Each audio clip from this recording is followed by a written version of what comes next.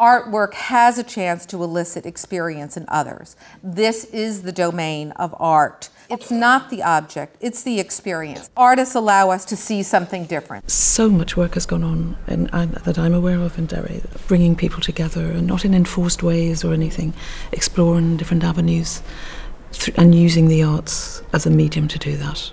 ICAN's remit is very much about bringing some of the best international artists from across the world here to the Northwest to work with communities and then embedding these skills in those communities. We knew and we could see and we could witness the effects of using the arts to help communities understand each other a wee bit and hopefully at times maybe help heal.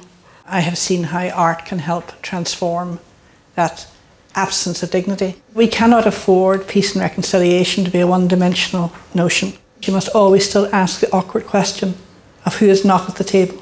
We do need to talk to peace spoilers. We have to find creative ways of getting the disputing parties to look at their respective needs and interests. We have decommissioned some weapons. Decommissioning mindsets is our next challenge. Derry Londonderry, to and through 2013, plans to become the United Kingdom and Ireland hub for this conversation in the role of culture in conflict and post-conflict landscapes, and involving the people of this city and region in the conversation and action as participants and not simply as passive spectators. Can 2013 endeavour to identify, suggest, provoke what the identity of a place might be and how a place might then engage with the world? Can that change? Can that be transformed? Can it represent itself with a sense of confidence and singularity?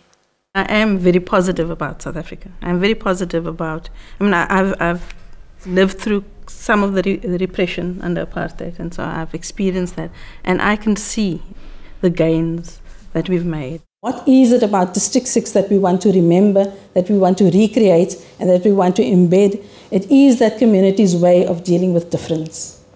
It was a community's way of dealing with difference that was able to contain it in a sense. It was able to joke about it. It was able to write poetry about it and have performances and jibing about it, but it didn't lead to killing. When I've had discussions or people have discussions with me about the past, like, well, we don't really want to talk about the Troubles, it's money for old rope. Depending on how you've been here or how you've been situated in here during that trauma, a lot of the time you just went about your daily business, so you sort of like sidelined it as much as you possibly could to survive. Say you were told that your deuter, an old granny, was in prison. That young person could take that as, oh right, that my granny was a criminal, but they don't get the context, so I think context is very important. I would rather learn about my past rather than it just disappearing.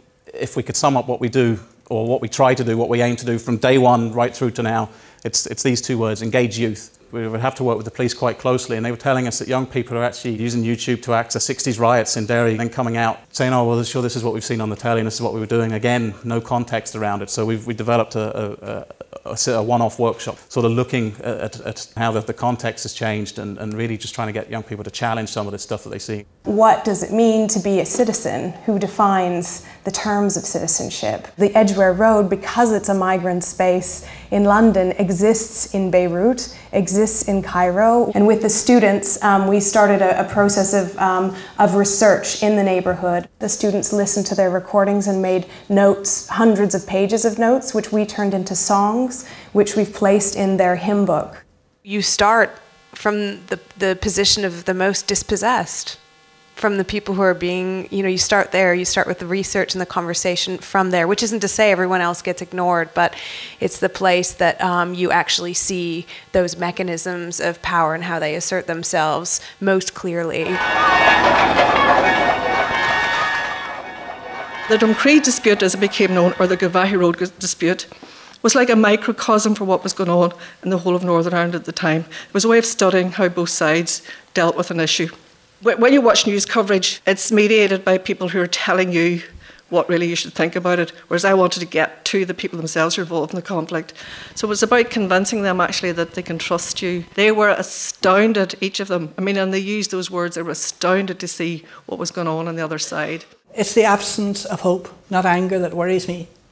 And in this city today, there are many young single mothers, young boys, older people who live in the presence of the humiliation that there is no dignity accorded to their lives.